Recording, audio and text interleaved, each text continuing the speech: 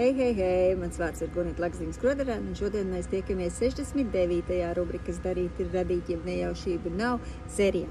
Šodien es gribu parunāt par tādu, kā Lanka saka, sentāvu gudrību, lūdz un tev taps dots.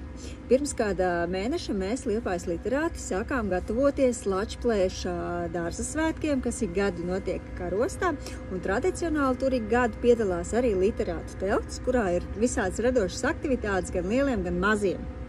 Un katru gadu mums ir bijis arī grāmatplaukts, kur bez maksas var iegūt sev lasām vielu. Un šogad mēs secinājām, ka mēs visas grāmatas esam izdāļājuši, jo katrai bultadē tam zaķītim visas ābolišas izdāļājas, man nevienu nav atstājis. Un mēs spriedām, kā tas nāksies, ka literātu telts bez grāmatgalda. Un tad es pirms nedēļas sociālos tīklos ieliku aicinājumu saviem Liepājas draugiem. Varbūt, ka kādam ir tieši ko ziedot grāmatgaldam, un atsaucās ne tikai liepājnieki, bet arī ārpus Liepājas.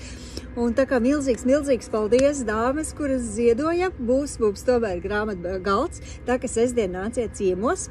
Varēsiet piedalīties visādās radošās aktivitātēs, no kurām viena ir karosts himnas vārdu sacerēšana. Šobrīd ir izsludināts konkurss līdz mēneša beigām, bet ja teksts jau ir gatavs, droši var atnest mums uz telti. Iemest paskastīte visticamāk būs.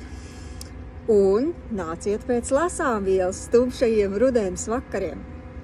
Tad tiekamies sestdien Karostā, Lačplēša dārzā, literātu teltī.